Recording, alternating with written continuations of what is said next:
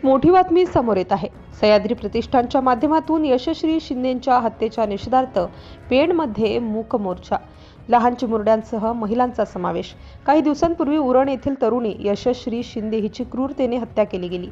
या प्रकारच्या निषेधार्थ संपूर्ण राज्यभरात निषेध व्यक्त केला जात असतानाच पेणमध्ये देखील सह्याद्री प्रतिष्ठान हिंदुस्थानच्या माध्यमातून मूक मोर्चाची हाक देण्यात आली होती। या मूक मोर्चाला लहान चिमुरड्यांसह महिलांनी मोठ्या प्रमाणात सहभाग घेतला होता।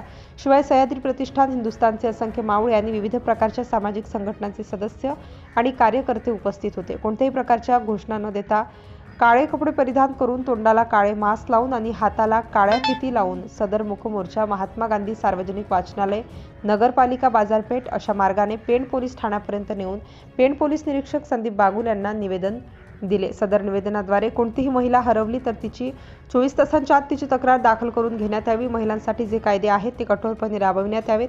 महिलांसाठी खास कमिटी तयार करून त्यांचे तक्रार निवारण करण्याचे काम शासन आणि गृह मंत्रालयाने करावे। अशा प्रकारच्या घटनांचा जलद गती न्यायालयामध्ये खटला चालवून तात्काळ फाशीची कारवाई करण्यात यावी, अशा प्रकारच्या मागण्या मूक मोर्चामधून करण्यात आल्या आहेत।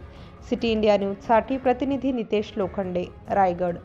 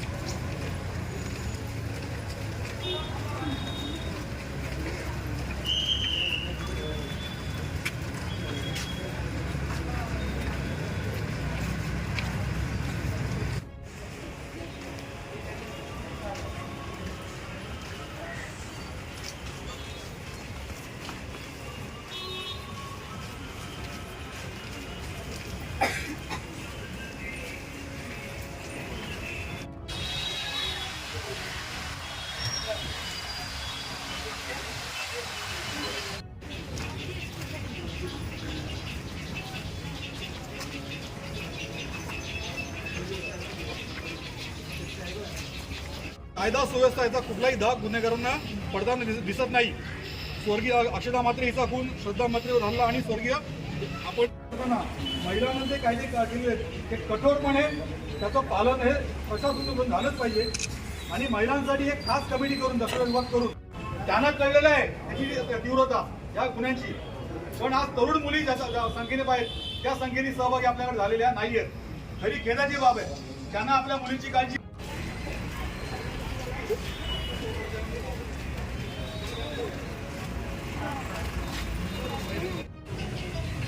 विशेष करून मूक मोर्चा काढलेला आहे। आणि मूक मोर्चा काढण्याचं कारण एवढंच आहे की महाराष्ट्रामध्ये सलग ही तिसरी घटना आहे। आणि त्याहूनही खेदाची गोष्ट म्हणजे छत्रपती शिवाजी महाराजांची जिथे राजधानी आहे रायगड, या रायगडमध्येच ही तिसरी घटना आहे। पहिली घटना आली अक्षता, दुसरी झाली ही घटना, तिसरी रॉडनी श्रद्धावरती वेसवीमध्ये वार झाले, बरोबर। तर रायगडमध्ये अशा घटना घडताना किंवा करताना या लोकांना छत्रपती शिवाजी महाराजांची जी शिक्षा आहे ती आठवत नाही का, हा एक प्रमुख प्रश्न सर्वांसमोर उभा राहतो।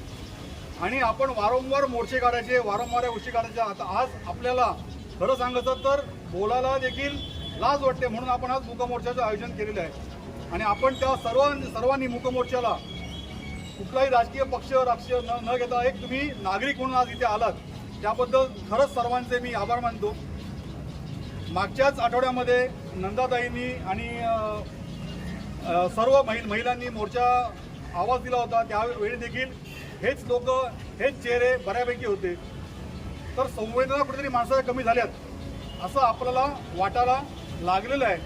कारण लोक बघतात, लोकांना माहिती आहे लोक का जातात, लोक सहभागी व्हायचं का टाळतात, हा एक प्रमुख मुद्दा आहे।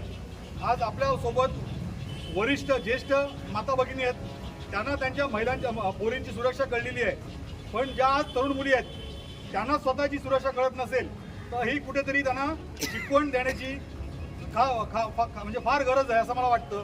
आणि साहेब, आम्ही आज मूकमोर्चा काढला, तुम्हाला मी सांगितलंच की का काढला, कारण वारंवार आम्ही बोलून जर काहीच फरक नसेल पडत तर आम्ही शांततेचा मार्ग आणि एकदम म्हणजे आम्ही आता काही बोलण्याच्या मशीन नाही आहोत किंवा आम्ही बोलून सरकारला आणि प्रशासनाला थकलेलो आहोत, हेच आम्हाला त्यातनं दाखवायचं आहे।